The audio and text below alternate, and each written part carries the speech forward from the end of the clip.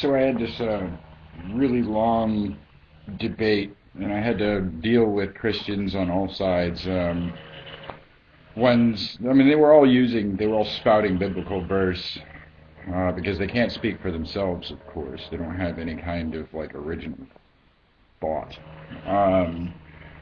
So I quote mined back, and for every text that they submitted, I submitted the alternate text.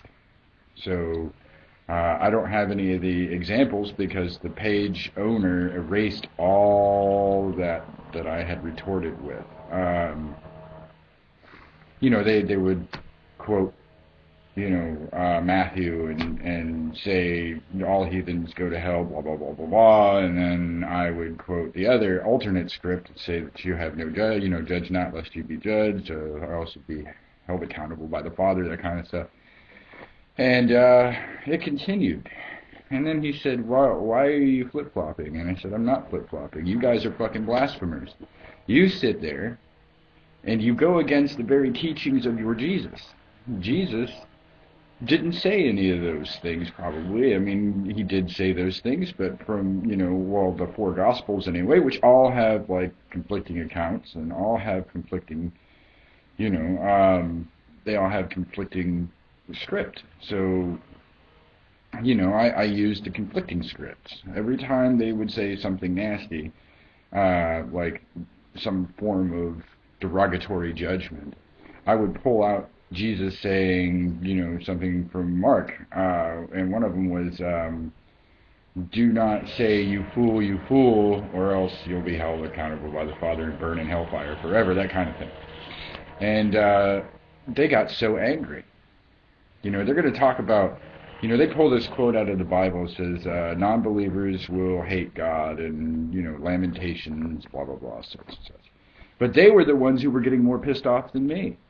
I was using biblical script, and you figure they would, see the error of their ways, but they don't give a shit. All they care about is being right. They don't care about being, fair, or, they don't believe in equality. They're garbage. All their shit is garbage. Everything that they say is always going to be garbage. It's brain poison, as I like to call it. It's exactly what it is. It's an intellect-stealing toxin. I like to call it a disease. And one of the diseases that I've labeled for it is CPS, or chronic pedestal syndrome. With every new follower that they gain, with every new person that buys into their, magical claims, their pedestal gets 1 inch higher. And the pedestal just keeps growing and growing and growing and growing. Well, aren't they supposed to be humble? But there's nothing humble about that. That's actually really arrogant. Vanity. The one thing that they talk shit about all the time, vanity. But they're the most vain motherfuckers on earth. I have never seen people that vain before. There is no atheist on earth that is that vain. We try to point out what you can rationally and logically assert from a natural standpoint has nothing to do against, you say, well, it goes against God. No, it doesn't. It has nothing to do with God. It has everything to do with observing this world as it is. It has nothing to do with the spiritual world, if even it exists. I'm not an asshole. I'm not a mean guy. I'm actually quite cool. I have Christian friends, and I have atheist friends, and I have Hindu friends, and Muslim friends, and, Shiite friends, and Sunni friends, and Punjab friends, and, I can keep going. Punjabi is a language, by the way. And, it's all garbage, man. Everything that you're going to say from any standpoint when it has magical thinking behind it is garbage. And the reason it's garbage is because you interject into intellectual discussions thinking that you're going to be taken seriously when we're not talking about that. We're talking about science or something. Oh, I don't believe in evolution. We weren't talking about evolution. We were talking about, like, astrophysics or something like that, or quantum mechanical theory. And then you try to mince it with science, and it's like, oh, well, you know. My God says that's the devil's work. Duh. God damn it. You know. If anything, I would think that the universal God would think that science was a beautiful thing. You know, it's free of dogma. You know, dogma that, you know, change your brain to a book. Shit, why would you sell your intellect to somebody else? Why would you sell your intellect to a pastor or a preacher or a minister of any kind? You know, their pedestal's so fucking high, you know. It's easy, like I had mentioned to a Christian the other day, I said, you know, why do they pass the collection plate around to a bunch of poor people that could barely afford to fucking pay their bills? While the preacher is up there in his really nice suit, his expensive watch, while he's driving his fucking expensive car around and hardly ever drops a wad into the fucking collection plate. Why doesn't he put money in the collection plate? You know, why did the acolytes have to do all the paying and the shoveling out of money? Didn't the Jews do the same fucking thing back, you know, 2,000 years ago? When Jesus supposedly smacked slapped the Pharisees and whipped them with a stick or whatever he did, he threw them out of the temple, knocked over their change jar or whatever.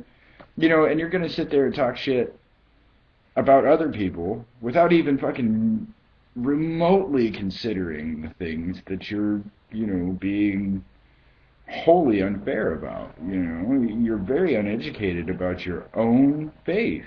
You know, atheists know more about the Bible than most Christians do because the Christians are told to read certain passages. They read the sugar-coated passages. And you're talking about the New Testament Christians. Now, there are Christians that say, well, I would defend the Bible from Genesis forward. Well, if you're going to do that, well, then you're going to have to defend your stance on it. And when people call you out on it, it's like, oh, well, you know, it says in this verse this, and this, but that contradicts everything that happened in the other part of the Bible. And then you have your four Gospels, Matthew, Mark, Luke, and John, and each one of those are conflicting in certain ways. You know, one says that you use equanimity to insult somebody, well, that's cool. And then in the next verse it says you use equanimity to insult somebody, you're going to hell. So, you know, which one is it? So instead of being full of shit, why don't you just, you know, listen to someone else for a minute, you know, take their point seriously instead of, like I always say, listening with your answer running, and trying to sound, you know, trying to sound like you're special. There's nothing special about you. There is nothing that separates you from another human being or another animal or any of those other things, because the only thing we want is to survive and live comfortably. Well, that's not comfortably. You know, that's not comfortability. When you sit there and chastise everyone else, you're suffering yourself. You are so hurt by other people's points of view that it sends you into these fits of retarded anger. You know, retardation. That's retardation when you sit there and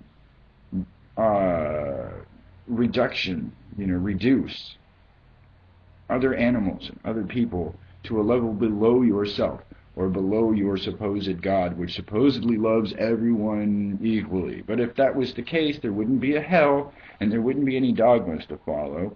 In fact, I think that if a God actually existed, I don't think that we would be aware of it. You know, honestly. So I think you know, God in that sense is a made-up, fallacious, you know, thing of desire. You know,